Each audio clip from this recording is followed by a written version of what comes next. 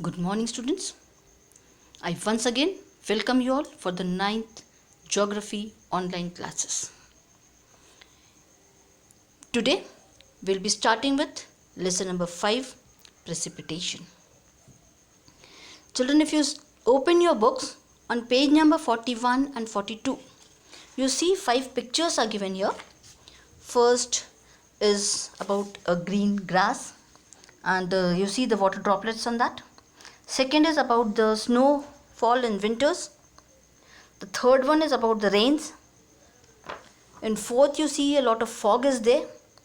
And in the fifth picture, we see that hailstones are falling.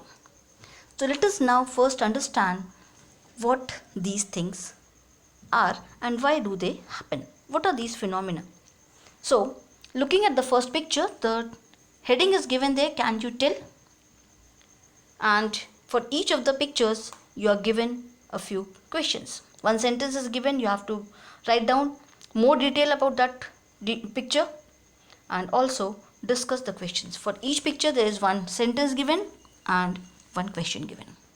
So beginning with the first one, you see here the first picture is a green color picture. You see some water droplets on these leaves here.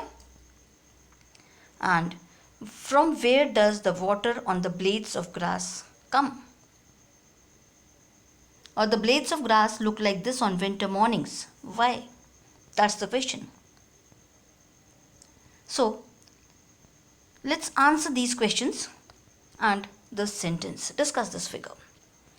If you see early in the morning, अगर हम ठंड के दिनों में सुबह सुबह उठेंगे तो बाहर देखते हैं कि लीव्स जो है हमारी वो गीली हैं, उस पर ड्रॉपलेट्स हैं पानी के, या फिर आपकी गाड़ी की सीट्स हैं, गाड़ियाँ खड़ी होती हैं, उस पर कुछ कभी कभी वाटर ड्रॉपलेट्स दिखते हैं. तो ये जो वाटर ड्रॉपलेट्स हैं, ये सबसे पहले हमें मालूम होना चाहिए, these water droplets are nothing but the dew drops. इसका नाम है ड्यू ड्रॉप्स. वाटर ड्रॉपलेट्स जो होते हैं उसको हम ड्यू ड्रॉप्स बोलते हैं. और ये जो ड्यू का फॉर्मेशन हुआ है ये विंटर सीजन में होता है. क्यों? क्योंकि जो हमारा एटमॉस्फेयर है उसमें बहुत सारी मॉइस्चर होती है. आपने पढ़े होंगे कॉन्स्टिट्यूएंट्स जो है हमारे एयर के, उसमें वाटर वेपर होती है.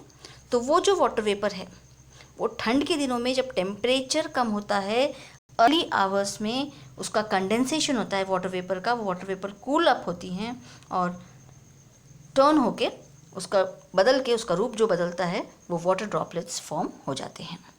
तो इस प्रकार से ठंड के दिनों में जब वाटर वेपर में से कंडेंसेशन होता है वाटर वेपर का, because of the fall in temperature, specially during the night time. दिन में हमको दिखाई नहीं देता क्योंकि धूप रहती है या एयर में मॉइस्चर थोड़ी कम होती है दिन में, एंड बिकॉज ऑफ दैट ये पूरा इवापोरेशन हो जाता है. बट रात के समय धूप नहीं होती है, इवापोरेशन नहीं हो पाता है, and because of that in winter season we see the dew drops on the plants outside. Next, second picture, if you see, the second picture is showing the snowfall. अगर आप यहाँ पे देखते हैं कि जो कश्मीर है हमारा या फिर जो हाई ऑल्टीट्यूड वाले रीजन्स हैं, यहाँ पिक्चर में भी देख रहे हैं, जो हमारे हाई ऑल्टीट्यूड के रीजन्स हैं, जहाँ पे माउंटेनियस रीजन्स हैं, वहाँ पर बहुत ज़्यादा स्नो जम जाती है.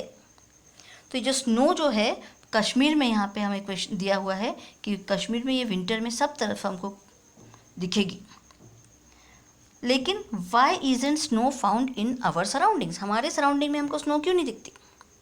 सो लेट अस अंडरस्टैंड दिस कि हमारे रीजन में क्यों नहीं दिख रही और कश्मीर में ज़्यादा क्यों दिख रही है. So for that we see that Kashmir जो है that is a highly altitude region. Kashmir जो है वो हाई ऑल्टीट्यूड रीजन है, वहाँ पे पहाड़ हैं, बहुत सारे माउंटेन्स हैं, हाइट उस प्लेस की ज़्यादा है. यहाँ पर जब टेम्परेचर जो है वो बहुत ज़्यादा नीचे हो जाता है, बहुत ज़्यादा कम होता है, that goes below the freezing point. Below the freezing point यानी 0 डिग्री सेल्सियस से भी कम टेम्परेचर हो जाता है.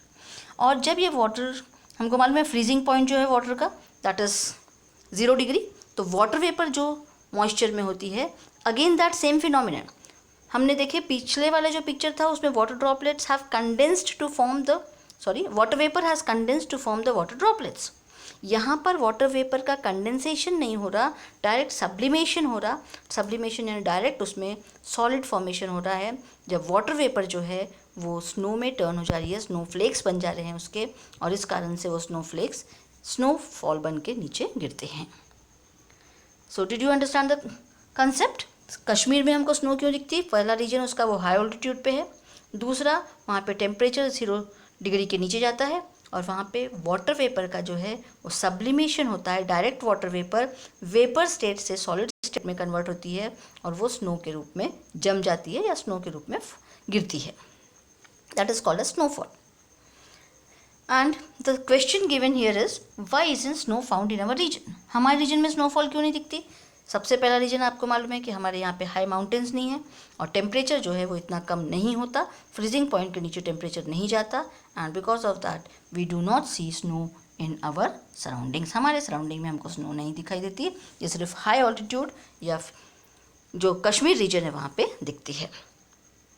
Coming to the third picture, third one, I am taking different pictures here, you can see your picture in the textbook also, और यहाँ के जो पिक्चर्स हैं ये भी दोनों रेफर कर सकते हैं। This is more modified ones, so I have got that here so that you can get a more clear concept of that, ज़्यादा अच्छे से आपको समझ पाएगा।